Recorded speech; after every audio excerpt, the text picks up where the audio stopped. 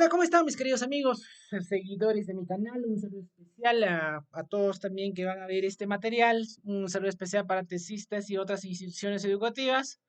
Con ustedes, muy buenas tardes, muy buenas noches, muy buenos días. ¿Cómo se encuentran? Mi nombre es Lenin Hugo y en esta oportunidad vamos a hablar de lo que son dos correlaciones o dos pruebas estadísticas que se manejan en las tesis correlacionales. Por un lado tenemos el R de Pearson, que es un coeficiente estadístico que mide la correlación lineal entre dos variables continuas, ¿no? Y la otra parte tenemos el Rud-Spearman, que es un coeficiente de correlación no paramétrica que mide la relación monotónica entre dos variables.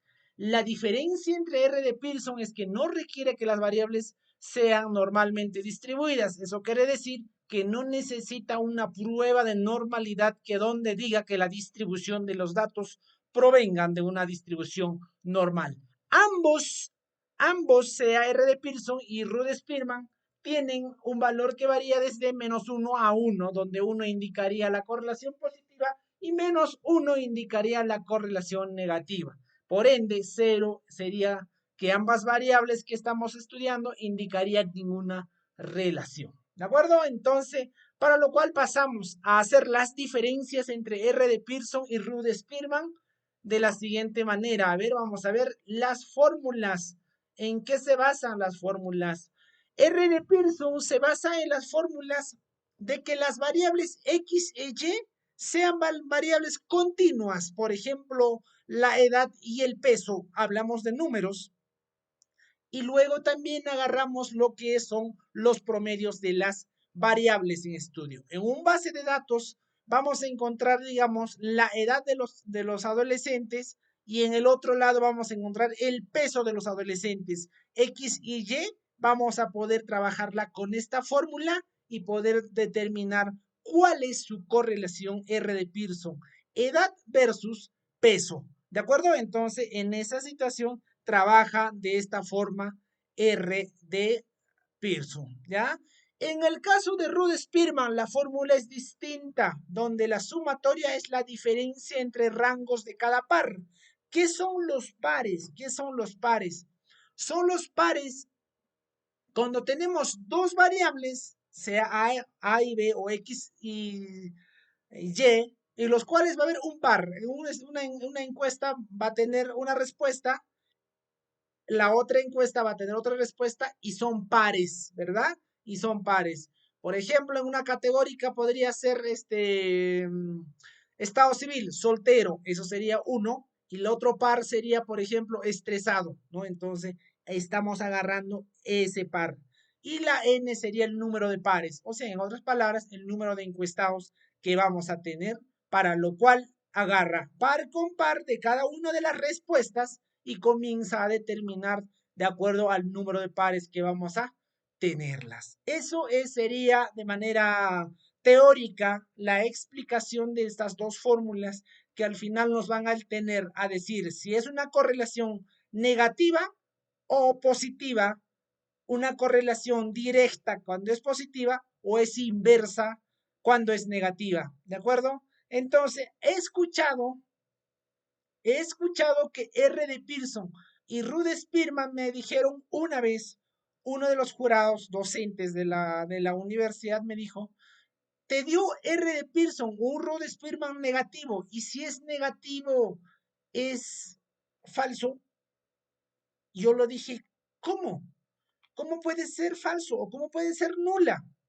Entonces, para lo cual tenemos que ver nosotros el grado o la fuerza de relación. R de Pearson, la fuerza de correlación es el contexto de R de Pearson que se refiere a la medida de dos variables que están relacionados linealmente. Este coeficiente de correlación de Pearson se mueve desde -1 a 1, ¿de acuerdo? O R de Pearson de la misma forma, solamente que maneja lo que son con variables categóricas. En este caso, trabajamos nosotros y decimos, los tipos de datos que vamos a trabajarla son, se usa con datos de intervalos o de razón y se asume que los datos son distribuidos normalmente. O sea, la prueba de normalidad que vamos a sacar debe darnos una distribución normal. ¿Para qué? Para R de Pearson. En el otro lado, para Rud-Spearman, se utiliza principalmente para datos ordinales o cuando no se cumplen los supuestos pruebas de normalidad. Entonces, nosotros siempre en todos los videos que hemos hecho sacamos una prueba de normalidad de los datos para decir si es que provienen de una distribución normal o si es que no provienen de una distribución normal. Para lo cual decimos, ¿va a ser Rud-Spearman o va a ser R de Pearson? Siguiente, el base de cálculo. Por ejemplo, en R de Pearson se calcula la correlación a partir de los valores reales de los datos que se evalúa a fuerza de la asociación lineal. O sea, hablábamos de un X y Y, ¿verdad? X en cada uno y su promedio, Y en cada uno y su promedio. De ahí sacamos R de Pearson. ¿Cómo se calcula? En el ámbito de la fórmula, Rud-Spearman se calcula la correlación a partir de los rangos de los datos. Hablábamos de la D y se basa en el orden de los valores, ¿no? Entonces, en esta parte estamos trabajando nosotros diciendo que el número de pares de cada una de las encuestas que se va a estar concordándose nos va a estar dando la correlación encuesta por encuesta. ¿Okay? Listo, ¿qué más? En aplicaciones, ¿dónde podemos trabajarla? Aplicado en situaciones donde se requiere identificar relaciones lineales entre variables continuas. Edad con peso es continua y por lo tanto podemos trabajar R de Pearson. En el otro lado, en Rud-Spearman, es usado en estudios donde las variables pueden no ser lineales, como en análisis de rankings o evaluaciones en escalas ordinales. Cuando, por ejemplo, nosotros podemos trabajar en unas notas de 0 a 20, podemos trabajar con R de Pearson porque es continua. 1, 2, 0, 5, 0, 6, 0, 10, 11, 13, 14. O si no, en la calificación mexicana de 0 a 10, ¿no? Entonces son continuas. Y las horas de estudio. Entonces ahí tenemos continuas que vamos a trabajarla. En el Rud-Spearman no es así. Dice, o evaluaciones en escalas ordinales. Por ejemplo, aquí en el Perú, en lo que es en educación regular, ya trabajan lo que es, por ejemplo, en inicio, en proceso, logro satisfactorio, logro esperado, qué sé yo, y comienza a hacer ya una evaluación ordinal. ¿De acuerdo? Entonces ya estamos diciendo esto vamos a trabajar Rud-Spearman o en esto vamos a trabajar R de Pearson. Siguiente, las interpretaciones son lo mismo. Vienen de +1 a -1. Es más sensible en R de Pearson los outliers, lo que puede afectar la fuerza de relación reportada. En el ámbito de los de Rud-Spearman es de +1 a -1 igualito y es más robusto en el outliers. ¿Qué es outliers, profesor? Que nunca había escuchado. ¿A qué se trata de lo que son los outliers? Cuando nosotros trabajamos con los outliers, son observaciones o datos que se desvían significativamente del resto del conjunto de datos. O sea, nosotros cuando agarramos la prueba de normalidad, es como decir, la calificación puede ser de 0 a 20 y dentro de eso se equivocaron en un base de datos y lo pusieron alumno 25. Ese 25 es outliers, ¿de acuerdo?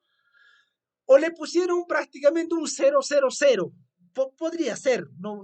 Entonces, eso es un outliers, ¿no? ¿Por qué 000? Porque no creo que un examen saque 000, ¿no? O por lo menos sacó 001. Entonces, a eso se le llama outliers. Los outliers pueden surgir por varias razones.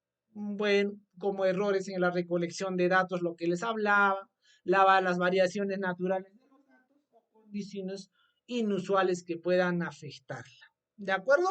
Ahora, cuando nosotros decimos que en el Rud-Spearman es más robusto a los outliers o ante los outliers, es que son categóricas.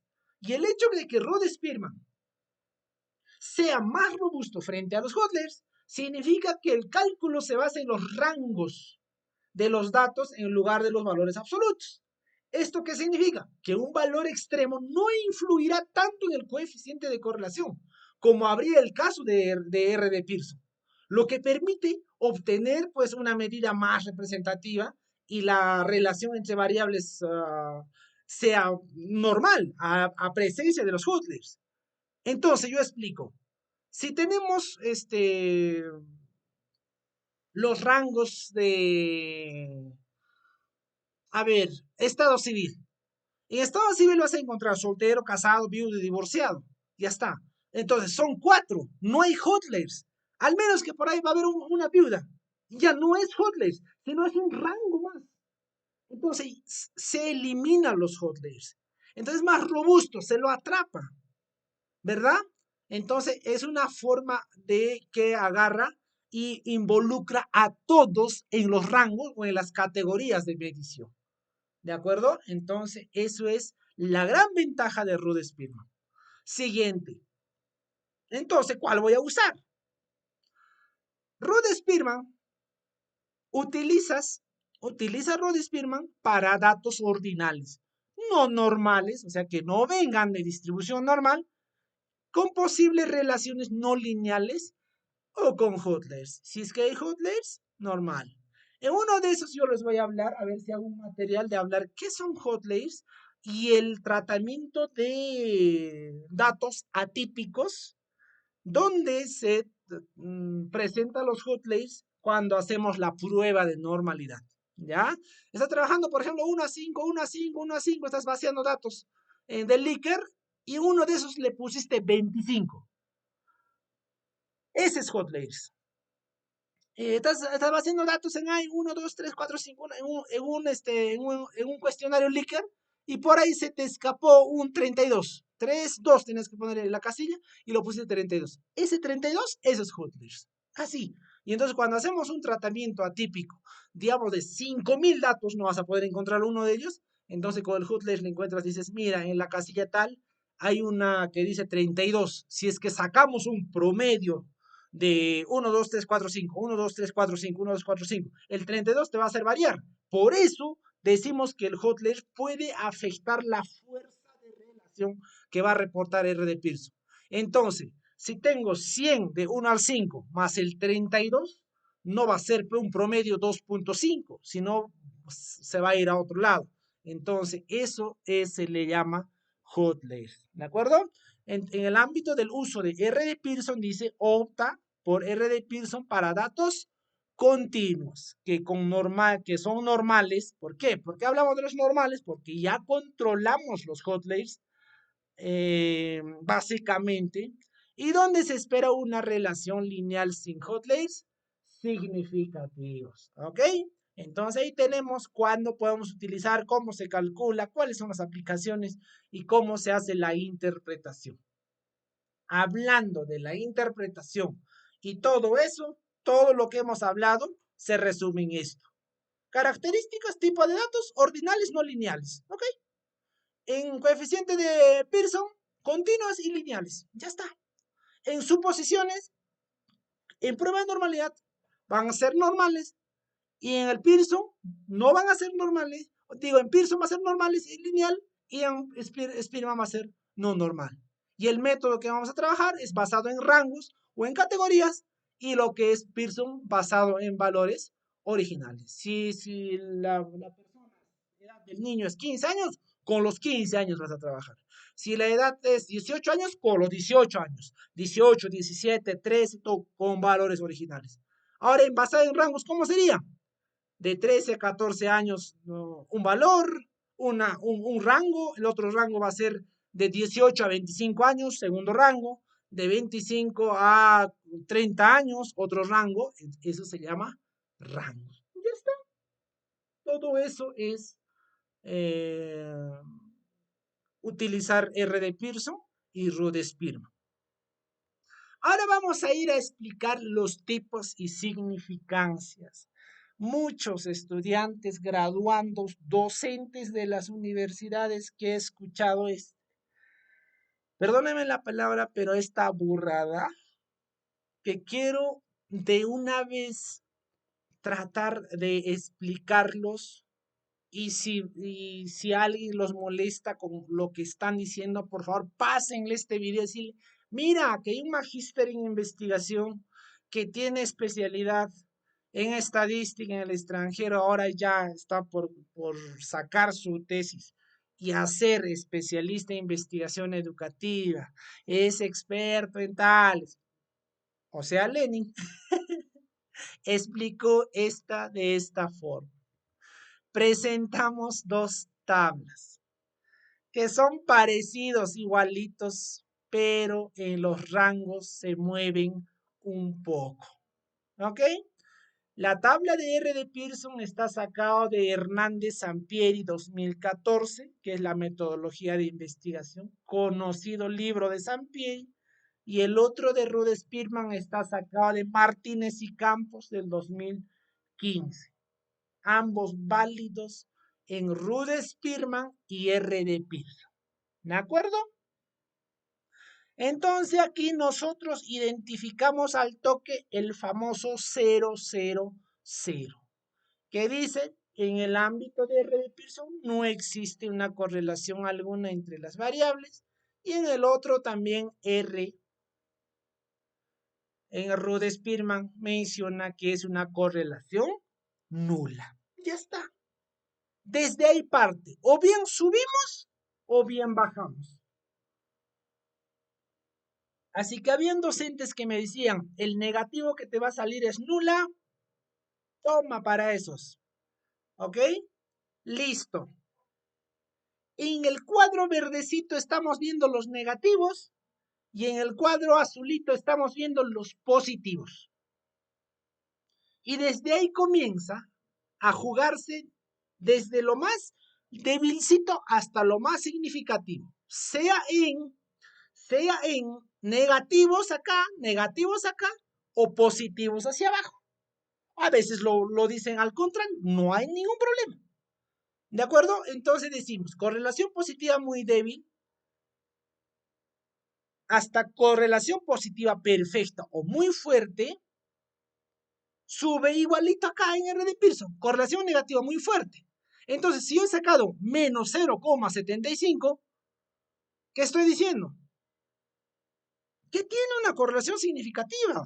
No es que no tenga correlación nula. ¿En qué cabeza cabió eso? ¿Dónde aprendieron? Estoy hablando de Sampieri, de esa tabla. Si es que me voy a Rude Spearman, lo mismo. De menos 0,001 hasta 1, ya tenemos una correlación. Obviamente la fuerza, la significancia es muy baja, moderada, alta, muy alta y perfecta.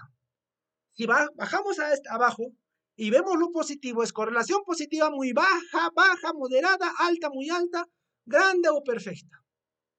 Entonces, no ve el signo menos o más, no te está diciendo si es que correlaciona o no.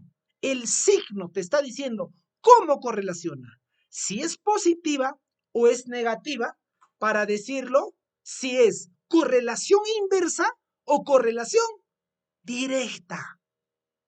¿De acuerdo? Entonces, esto nos va a ayudar a entender qué cosa. Nos va a ayudar a entender el comportamiento de nuestras variables. En un diagrama de dispersión, entonces, profesor, ¿cómo nosotros podemos explicar la dispersión de los datos? Fácil. Cuando es una correlación inversa, cuando X aumenta, la Y baja. Y si es que por pares aumenta uno de ellos, el otro baja. Sea en R de Pearson, sea en Rude Spearman. ¿Ok? Ahora, ¿qué pasa si es positiva? Es lo mismo. Cuando X sube, Y también sube. ¿Verdad? Cuando X sube, Y también sube. O en uno de los casos, en encuestas, los pares comienzan a subir, el otro parcito también sube. Hablemos de par, 1, 1. Cuando el X de las variables sube, el otro par que va a ser en Y también sube en Rude Spearman. Entonces lo mismo para ambos, el comportamiento de las variables. ¿Ok? Entonces por eso se le dice correlación directa y el otro es correlación inversa. Menos 9, menos 0,9 es lo mismo, la misma significancia que más 0,9. Solamente que el tipo de relación cambia. El otro es correlación inversa o negativa o correlación directa o positiva.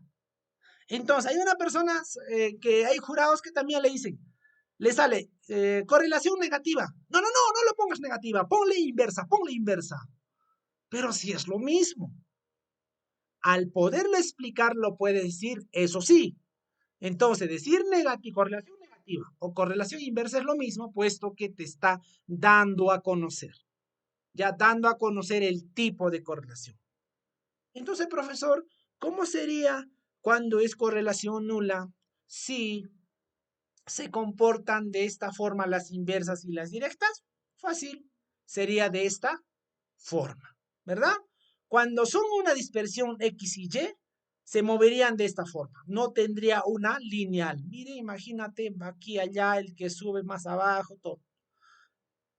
Caso ejemplo podría ser, por ejemplo, la talla del estudiante con inteligencia emocional, digamos. No tiene nada que ver y te va a dar puntos aquí y allá. Y el otro que también podría ser de esta forma, ¿no? Tiende a subir un tanto los pares y baja. No tiene una correlación, no tiene una correlación buena y ahí moriría todo lo que es la correlación nula. ¿Ok? Entonces, es muy sencillo de aprender esto, de explicarlo. ¿De acuerdo? Es muy sencillo. Y un estudiante pregunta, sencillo, profesor, yo no entendí nada. Sería genial que hablemos con algunos ejemplos de cómo es esta situación. Muy bien, vamos a darles algunos ejemplos y variables de cómo se comportarían dichas correlaciones directas e inversas. Por ejemplo, en una correlación inversa podemos ver lo siguiente. La variable precio y demanda. Generalmente cuando el precio de un producto aumenta, pues la cantidad de demanda disminuye. Si es, digamos, el balón de gas aumentó, nadie va a querer comprar. Entonces disminuyó. ¿Se han dado cuenta? El precio sube, la demanda baja. La velocidad y el tiempo de viaje podría ser, ¿no? Dos variables que va a mayor velocidad que está haciendo, menor será el tiempo de viaje que vas a tener en una distancia determinada. Otro, los ejercicios del gimnasio y el índice de obesidad. A más horas que estés en el gimnasio, menor será pues el índice de obesidad que vas a tener, ¿no? Entonces, se han dado cuenta, es inversa. El precio sube, la demanda baja. A más velocidad, menor tiempo de viaje. A más horas o más tiempo en el gimnasio, menor índice de obesidad. ¿Verdad? Entonces, estamos dando esa correlación inversa. Ahora, en el ámbito de correlación directa, por ejemplo, los gastos de publicidad e ingresos en una empresa. A mayor gasto de publicidad que tenemos, mejor serán nuestros ingresos. Otro, las horas de estudio y las calificaciones. Mientras más horas me ponga a estudiar, mejores serán mis calificaciones. ¿Se dan cuenta? Está aumentando ambos, están corriendo ambos. Mientras mayor sea la temperatura en la playa, que viene ahorita enero-febrero, el consumo de los helados va a ser más. Mientras el clima es más cálido, el consumo de helados tiende a aumentar. Entonces, el otro sube, también el otro sube. El uso de tecnologías y la productividad. El incremento del uso de tecnologías innovadoras que están utilizando muchas empresas, ¿qué va a hacer? Va a aumentar también la productividad. En sencillas palabras, el gasto de publicidad aumenta, los ingresos también aumentan. Las horas de estudio aumentan, las calificaciones mejoran. La temperatura de un ambiente mejora o aumenta, el consumo de los helados en los chicos también aumenta. El uso de tecnologías en una empresa aumenta, generalmente también vamos a tener la productividad aumenta. Ya está. Entonces, si se han dado cuenta, en las correlaciones ambos aumentan. En las inversas, el otro aumenta y el otro baja, ¿no? Entonces, es por eso que se hacen las correlaciones inversas. Listo. Hasta ahí estamos muy bien. Ahora pasamos a las implicaciones últimas que podemos darla. Implicaciones importantes con Rudolph-Spearman y R. de Pearson. En R. de Pearson generalmente nosotros velamos la linealidad. ¿De acuerdo? Que, o sea, son medidas lineales que nos deben dar. Dos variables pueden estar fuertemente relacionadas de manera no lineal, pero esto no reflejaría el valor de R, por ejemplo, ¿no? Entonces, siempre vamos a tener una relación inversa, una relación directa. Esta que hemos hablado de los hot layers que hemos hablado, la presencia de los hot layers puede influir significativamente en el valor de R de Pearson, distorsionando la percepción de la fuerza de correlación. Hace poquito explicaba, ¿no? Si estamos nosotros poniendo la sumatoria de las variables o estamos vaciando la edad de los adultos, 35, 25, 45 años, 23 años, y en uno de esos que estamos vaciando 5.000 datos, nos puso 125 años, ¿no? Se nos fue. Ese es Hotlayers, ¿no? Entonces, cuando vamos a sacar la media y la correlación, esos 125 años, pucha, nos va a distorsionar la percepción de la fuerza de correlación. Entonces, los hotlayers no siempre nos van a ayudar. Entonces, para eso se saca la prueba de normalidad y el manejo de datos atípicos. Dicen, aquí hay un hotlayer, aquí hay otro hotlayer, y así lo comenzamos a tener. En otras palabras, los datos erróneos que podamos tener. Otro, no implica causalidad. Una correlación, ya sea positiva o negativa, o sea, directa o inversa, no implica una variable que cause a la otra. Es simplemente una medida de asociación. En los ejemplos que pusimos, hemos tratado de hacer causalidad para darles esa explicación, pero simplemente es una medida de asociación. Si la X y Y se asocian o no se asocian. Y si se asocian, ¿es negativa o positiva? Nada más, ¿no? Entonces, eso es R de Pearson. En la material de tesis correlacionales también he hablado mucho eso. Autoestima con rendimiento académico, ¿no? El rendimiento académico puede afectar la autoestima, sí, ¿no? El chico se sacó 0,5, pucha, su autoestima está bajo y todo eso, y ya, pues. Ahora, ¿puede ser recíproco? Sí. Vino con problemas familiares, ¿qué tal? Con su autoestima baja, dio su examen y un rendimiento académico bajo. Entonces, ¿se dan cuenta? Ambos tienen una causalidad tal. Entonces, ¿qué dice R. de Pearson en sus consideraciones? No implica causalidad, simplemente vemos esa correlación que tiene. Entonces, ¿cuándo hablaríamos nosotros causalidad? En un causa-efecto. ¿Qué tipo de tesis sería eso? Explicativos. Ahí sí explicamos el porqué del fenómeno, ¿ya? Ahora en las consideraciones importantes en lo que es Rudolph-Spearman tenemos, a diferencia de Pearson que se basa en los valores reales de las variables, Spearman se basa en los rangos, ¿no? Hablábamos, por ejemplo, en los rangos de 18 a 25 años, un rango de edad. De 25 a 30 años, otro rango. De 30 a 36 años, tenemos otro rango. Eso significa que son menos afectados por hotlayers y adecuados para datos ordinales. Perfecto, no estamos hablando de menor a mayor en rangos y los hotlayers entran ahí, ¿no? Hay uno de 75, ya pues trae ese 75 y ponle de 60 a 75 años y se normal entra, ¿no? Y comienza a trabajarse con rangos y normal. ¿De acuerdo? Entonces no es necesario una prueba de normalidad que nos digan, eliminen todos los hotlayers, hagamos el control y todo eso hasta que sea una distribución normal de nuestros datos.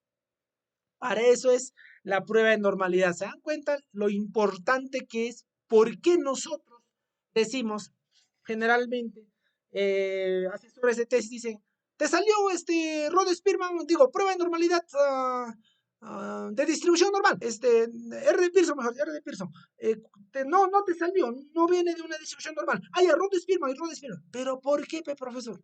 No sabemos. Aquí en esta diapositiva lo estamos explicando eso, ¿no? Que manejamos por rangos y el otro es por variables originales, tal como encontramos.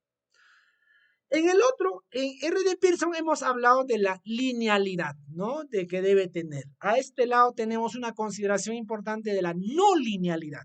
Spearman puede identificar relaciones monotónicas, donde la variable tiende a aumentar o disminuir en relación a la otra, sin necesidad de ser lineal. O sea, el otro se aumenta, el otro también aumenta, de igual forma, ¿no? Entonces, por ejemplo, el estrés aumenta en categorías. En sus categorías leve, moderado, crónico.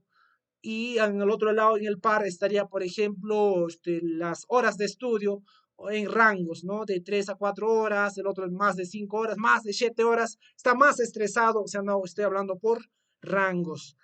Ahora, otro rango que podría ser, por ejemplo, en estado civil, ¿no? Vamos a decir, los solteros no son estresados, los casados ya más, los viudos son más estresados. Hablo, por ejemplo, en depresión, igualito, ¿no? Estoy corriendo rango por rango, estoy subiendo o estoy bajando, igual, sea inversa o directa, ¿se dan cuenta?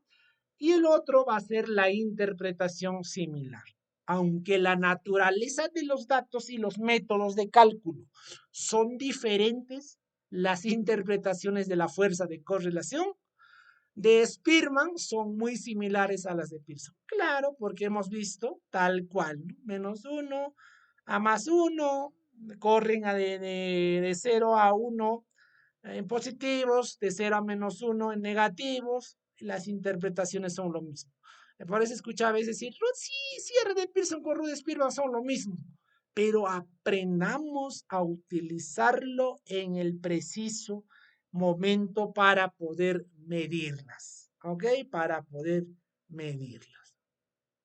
Listo, profesor, mucha teoría. Creo que con esto acabamos. No, se viene lo mejor, chicos, se viene lo mejor, mis queridos tesistas. Vamos a hacer un caso práctico de tesis realizadas. Para todas aquellas personas que tienen problemitas para poder plantear sus objetivos específicos en base a la operacionalización de variables, vean este hermoso matriz de consistencia. Adición al smartphone y procrastinación en adolescentes de una institución educativa secundaria. Tenemos ahí el planteamiento del problema, la hipótesis, los objetivos, las variables y las dimensiones. Tesis correlacional pura de diseño no experimental de nivel descriptivo y método hipotético deductivo de enfoque cuantitativo basado en el paradigma positivista y ya está. Se los di toda la metodología. ¿Ok? Mencionamos lo siguiente. El problema dice, ¿en qué medida la adicción del smartphone se relaciona con la procrastinación de los adolescentes de la institución tal? Al toque le ponemos, ¿no? Se relaciona de manera significativa tal. Objetivo, determinar la relación entre la adicción y el smartphone. Si ustedes ven acá los amarillitos, ¿no? Los amarillitos que estamos viendo, son las variables, en toditas. Ahora acá, el problema específico es que estamos agarrando la dimensión abstinencia. Entonces viene, ¿en qué medida la abstinencia tiene relación con la procrastinación? Existe una relación significativa entre la abstinencia, establecer la relación abstinencia y entra lo que son las dimensiones. Las dimensiones. Ahí mismo con la primera dimensión comienza a jugar toda esa parte de la coherencia, ¿no? Ahora, segunda dimensión que tenemos nosotros en adicción al smartphone es pérdida de control y conflictos derivados. Entonces, ¿qué decimos? ¿De qué manera la pérdida de control de conflictos derivados se relaciona con la procrastinación? Igual forma, en hipótesis, existe relación significativa entre la pérdida de control y los conflictos derivados. ¿Qué ponemos en los objetivos? Determinar la relación. En ahí mismo tiene concordancia con todo esto. Eso quiere decir de esta forma, ¿no? Flechita acá y flechita ahí. Ya está. Quedamos con eso. Siguiente. Dimensión que dice tolerancia e interferencia con otras actividades. Entonces, ¿cuál sería nuestro planteamiento problema? ¿Cómo se relaciona la tolerancia e interferencia con otras actividades por el uso del smartphone y la procrastinación? Si nosotros agarramos, miren, tolerancia, tolerancia, tolerancia y tolerancia. Y comenzamos a poner nuestras flechitas. De esta forma, debemos de plantear nuestros objetivos específicos. estamos viendo en esta parte estamos viendo nosotros la general. Aquí estamos viendo una dimensión, segunda dimensión, tercera dimensión y completamos con esto. Primera, segunda, tercera. Para el objetivo primero, abstinencia, ¿qué va a ser?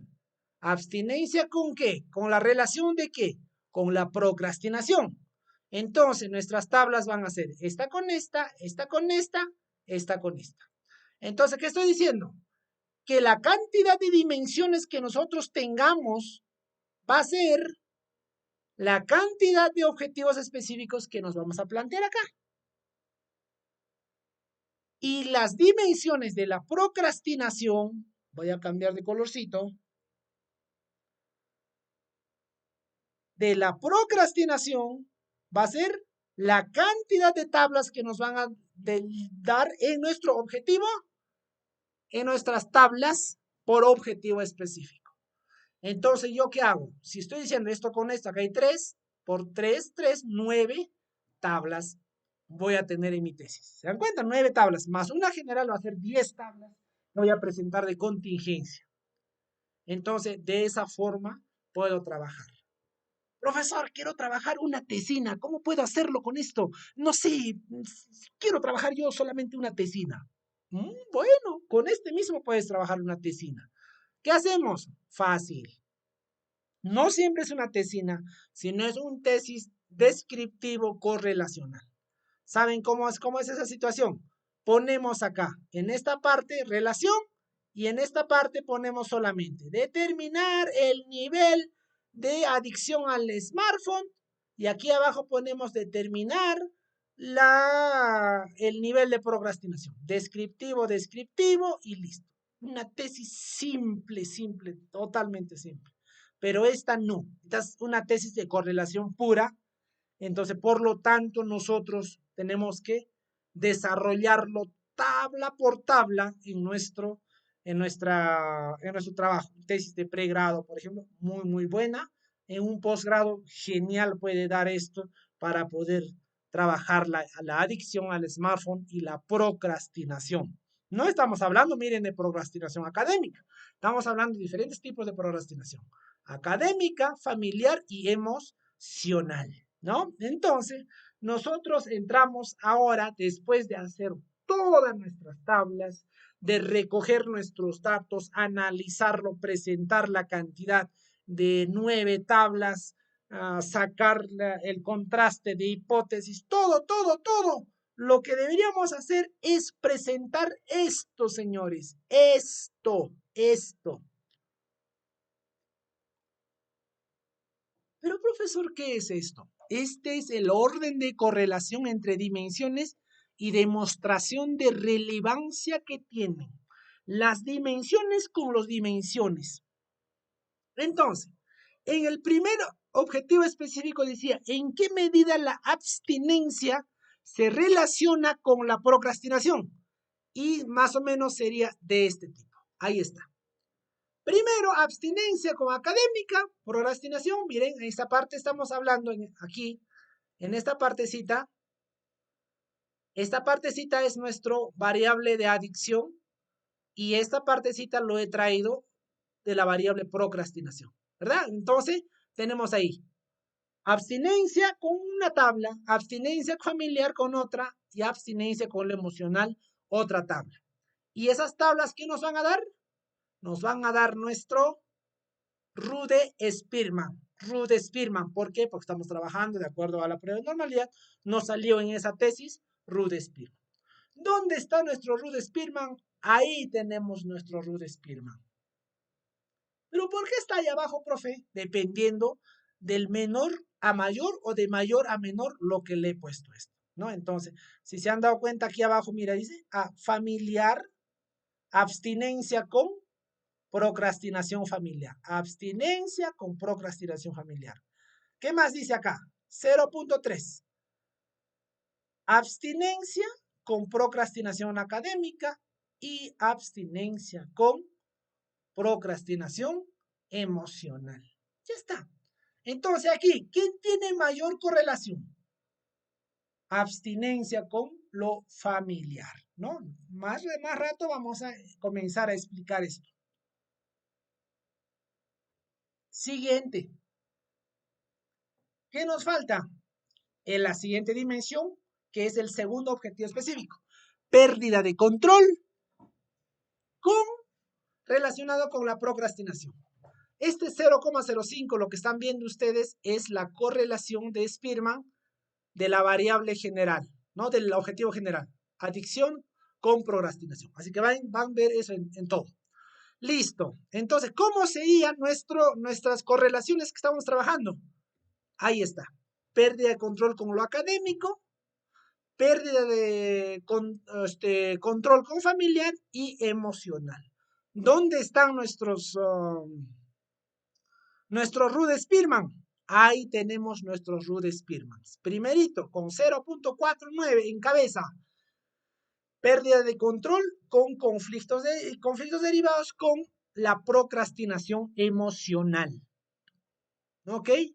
Entonces, aquí ya se han dado cuenta, ya estoy dándole el orden, la demostración de correlación y la relevancia de las dimensiones. Hay un jurado que te va a preguntar, entonces, ¿cuál de las dimensiones es más relevante en tu tesis? Entonces, aquí, hasta acá, estamos viendo nosotros que el pérdida de control en adicción al smartphone, o sea, cada rato estar en el celular, cada rato, ¿qué te da? Procrastinación emocional. Te vuelves adicto y comienzas a perder ese tiempo valioso que podías hacer para leer un libro y todo eso. Y lo otro que es pérdida de control y conflictos derivados en el otro, ¿en qué te afecta? Aquí abajo está, abstinencia con lo académico. ¿Ok? Pues estoy tanto con el celular en los estudiantes, en lo académico, bajo rendimiento académico, mucha procrastinación.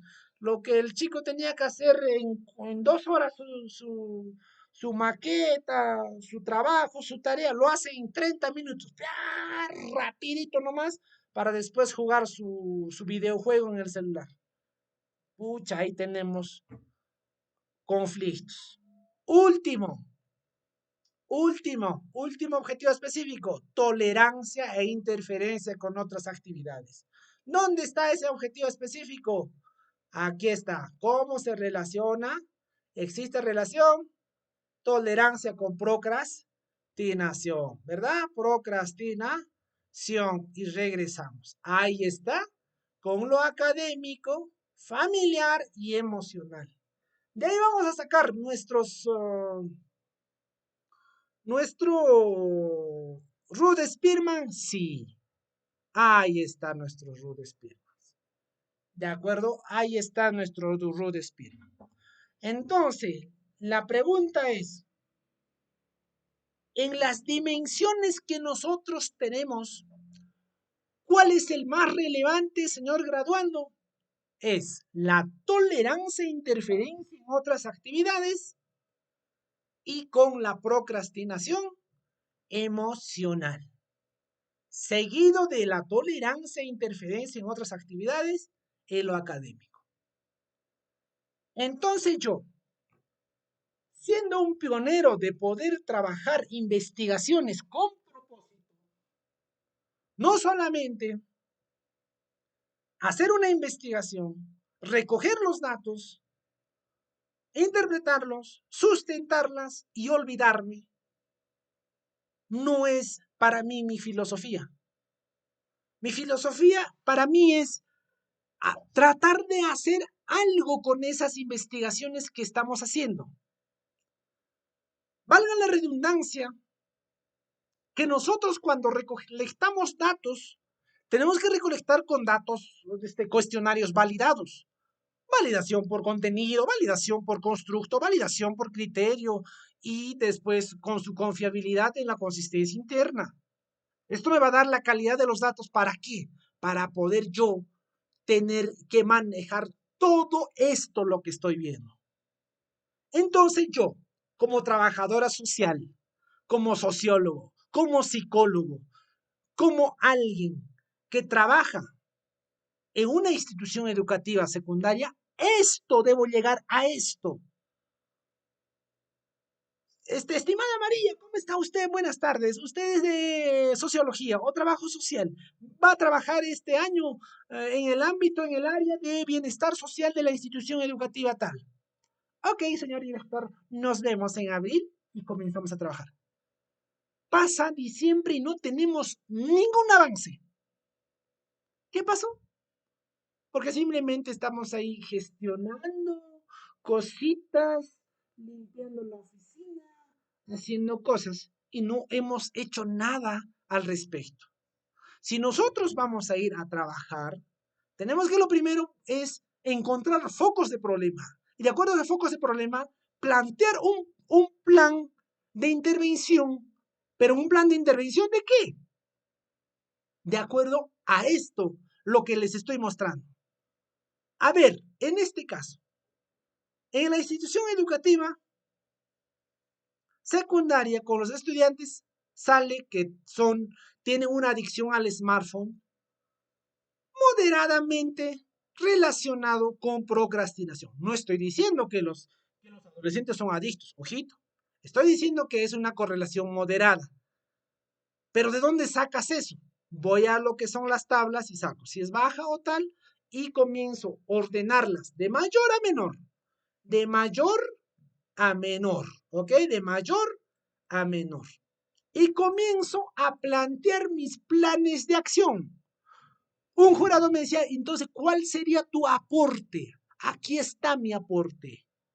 Entonces yo digo, tolerancia e interferencia en otras actividades. ¿A qué se va? Voy a mi marco teórico y digo, a ver, tolerancia e interferencia en otras actividades es que un adolescente siempre tolera. ¿Por qué estás con el celular mucho tiempo? Ah, bueno, es que estoy haciendo mi trabajo, estoy haciendo mi tarea, estoy coordinando con mis amigos, tolera mucho, tolera. Muchos de nosotros toleramos. Un día estamos 3 horas en el celular, todos los días estamos 3 horas en el celular. Pasa un tiempo y ya no estamos 3 horas, estamos 5 horas. Y nosotros no nos preguntamos, ¿por qué hemos aumentado 2 horas? No, no, no, si no toleramos. Ah, es que estoy trabajando más, es que el celular me quita tiempo porque es mi fuente de ingresos. Pasa un tiempo, ya son 8 horas que estoy con el celular. ¿Qué hago? Tolero. Ah, bueno, es que tengo mis amigos y la situación es un poco complicado, trabajar con clientes, tengo que enviar trabajos, tengo que cotizarlo, esto. Estoy tolerando, ya no son 8 horas, son 10 horas y estoy aumentando más y más y más.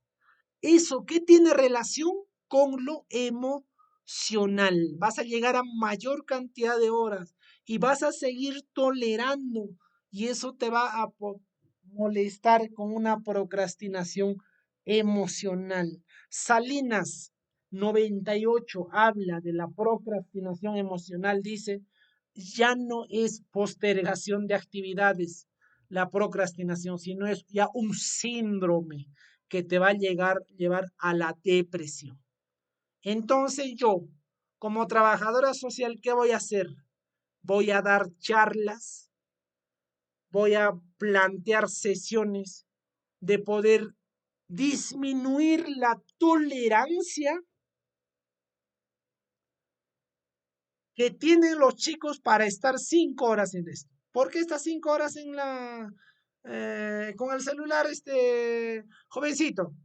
Ah, es que estoy haciendo eso. No, señor, vamos a evaluarlo. Todas tus excusas que me has dicho, ¿es cierto o no es cierto? Y voy a estar bajándole todas las tolerancias para que ya no esté 3 horas, sino 2 horas, 1 hora, poco a poco.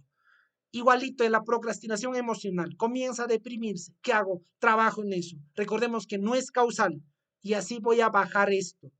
Mientras en estas dos que me voy a trabajar en lo académico, ¿ok? En lo académico y en la parte de tolerancia, bajarle las tolerancias, puedo estar mejorando la relación bajándolo poco a poco. Pero ¿qué hacemos nosotros? Abstinencia, abstinencia en todos los colegios, prohibido celular. Me ayuda mucho acá, desde este punto de vista. No me ayuda mucho. Recordemos que a un adolescente, mientras más le prohíbes, más hace las cosas. Entonces, ¿estoy manejando un método efectivo? No estoy manejando un método efectivo porque no tiene tanta correlación, no tiene tanto indicador de decir esto es relación y tal. Una relación perfecta, digamos que te ha salido uno, es porque si la X lo mueves o lo manipulas, ¡bing! La Y se va a manipular, ¡boom! Ahora me entienden. Entonces yo, cuando es una correlación uno perfecta, grande, voy a buscar la estrategia de mover o manipular mi variable con intervenciones, el pin. ¡Pin! Ya está. ¿Para qué? Para que la otra variable baje o suba. Si es que aquí en este lado voy a estar yo, no importa con mi pin, pin, pin, pin, pin, pin, pin, y nunca voy a poder hacerlo decir a la otra variable pum, y me voy a frustrar como profesional. Eso se le llama correlación. Para eso nos ayuda en la vida real, basado en la comunidad científica, sea Rode Spearman y sea R.D. Pearson. A esto ahora podemos aumentarle qué cosas. Los modelos lineales, modelo de regresión lineal, modelo de regresión logística. En allá nos van a dar qué cosas. Como ingenieros, nos van a dar las probabilidades de mejora. Si es que muevo esto, tanto porcentaje va a bajar. Y si es que aumento esto, esta categoría me va a bajar.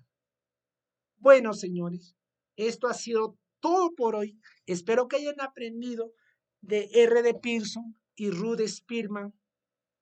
Tengo bastante material que podrían seguirme en mi canal. Lenin Hugo, estoy siempre dejándolos algo. Déjenme en los comentarios algo. Suscríbanse y por favor, siempre les voy a pedir que compartan con sus amigos. Son materiales que me lo han pedido y cuando son pedidos son bien explicados, bien hechitos. Mis queridos amigos, gracias por seguirme hasta acá. Espero que les haya dejado algo de lo poco que sé y, y espero algún día vernos por ahí en alguna conferencia, en alguna clasecita que me mandan y las personas que han sido también compañeros míos en unas clases, quizás aprendieron muchas cosas de mí y les agradezco por todo ese tiempo que les doy a este canal. Por favor, se los voy a pedir que compartan. Todo conocimiento no se guarda, se comparte. Y en aquí aprovecho para saludar a mi compañera Liliana Guadalupe, que siempre está compartiendo, siempre está haciendo algo. Un saludo especial y un abrazo a la distancia por ser una de mis pioneras que siempre lo estás haciendo. Besos para ti y también para todos mis seguidores que siempre me están preguntando a veces por mi WhatsApp diciendo, mira, sabes que este video tal me causó curiosidad y quiero que me expliques algo más o quiero que me lo hagas esto o quiero que me ayudes en validación, por ejemplo, de tal y muchas cosas. Bueno, queridos amigos, con esto me despido. Muchas gracias y Dios me los bendiga.